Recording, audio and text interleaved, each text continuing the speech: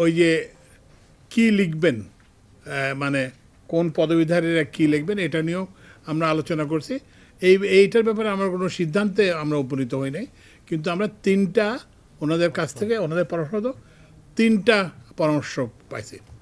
একটা পরামর্শ হচ্ছে যে যারা ডিগ্রি স্নাতক ডিগ্রিধারী যারা তারা ইঞ্জিনিয়ার লিখবেন এবং অন্যরা নামের আগে ডিপ্লোমা ইঞ্জিনিয়ার লিখবেন, এটা একটা প্রস্তাব। আরেকটা প্রস্তাব হচ্ছে যে নামের আগে কেউ কিছু লিখবেন না, নামের পরে লিখবেন যে আপনার কি, আপনি ডিগ্রি ইঞ্জিনিয়ার, ডিপ্লোমা ইঞ্জিনিয়ার কি বা এটা লিখবেন। আর হচ্ছে যে আরেকটা হচ্ছে যে তৃতীয় প্রস্তাব হচ্ছে যে কিছুই লিখবেন না, মানে কোনো কিছু লিখবেন না।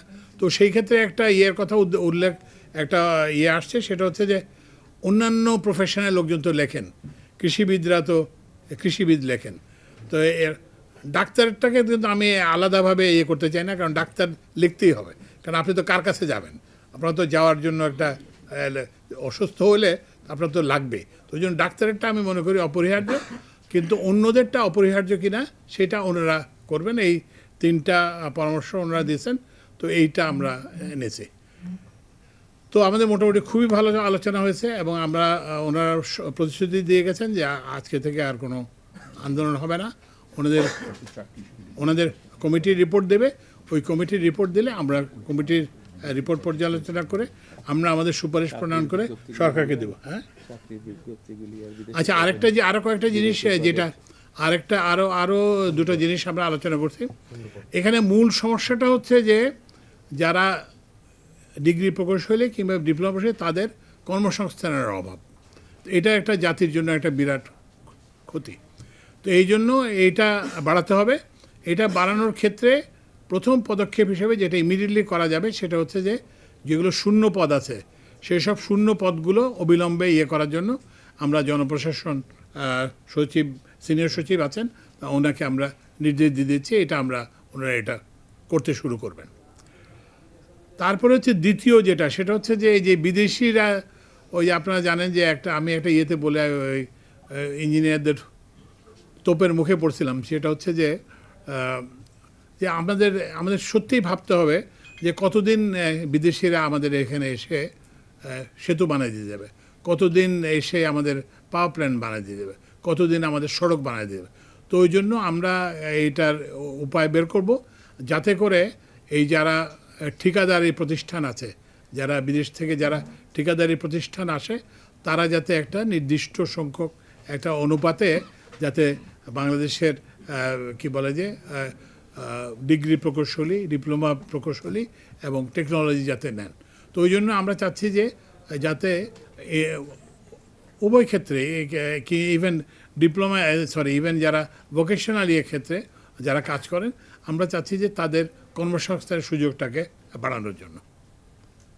ঠিক আছে, তো না সেটা তো পরে বল।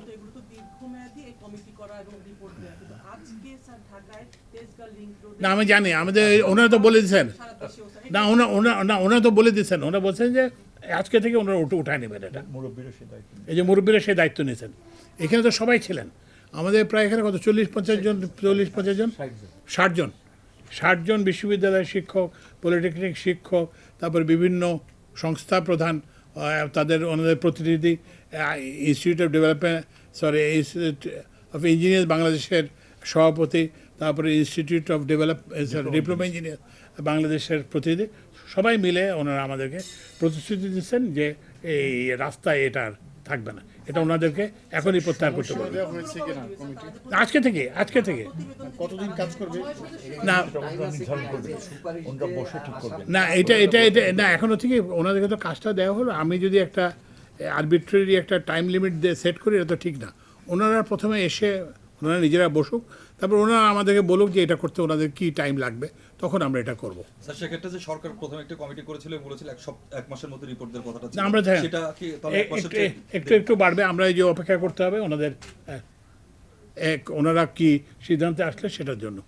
তো কিন্তু আমরা মনে করি যে আলোচনার মাধ্যমে সব সমস্যার সমাধান, সচিবালয়ে আপনারা জানেন আন্দোলন হয়েছিল, সেটা আলোচনার মাধ্যমে সমাধান হয়েছে এবং সরকার অ্যাড্রেস করছে। তারপরে হচ্ছে যে এনবিআর এর আন্দোলন হয়েছিল আপনারা জানেন, সেটাও আলোচনার মাধ্যমে সমাধান হয়েছে। পল্লী বিদ্যুতের আন্দোলন হয়েছিল আপনারা জানেন যে আলোচনার মাধ্যমে। তো ওই জন্য আমরা সবাইকে বলছি যে এখন নির্বাচন সামনে আছে, আমরা চাই না যে রাস্তায় জনদুর্ভোগ হোক এমন কোনো কর্মসূচি কেউ দেন। আর আমরা তো কারো পক্ষের সরকার না, আমরা তো সবার সরকার, অন্তর্বর্তীকালী সরকার, আমরা সবার সরকার। তো আমরা নিরপেক্ষভাবে যেটা কি বলে ন্যায্য যেটা করা উচিত সেটা আমরা করব। কোনটা না, ওই ওই ওই ওই কমিটির রিপোর্ট হলেই আমরা বলবো। ওই যে কমিটি হলো সেই কমিটির রিপোর্ট হলে আমরা বলবো। না, হেড না, এখানে হেড নিতে গেলে আবার একটা সমস্যা হবে, মাথা কাটাকাটি শুরু হবে। তো ওই জন্য না সভাপতি না, আমরা এটা তো ওই যে কনসেনসাস, একটা কনসেনসাস ভিত্তিতে, কারণ এটা ওনারা নিজেরাই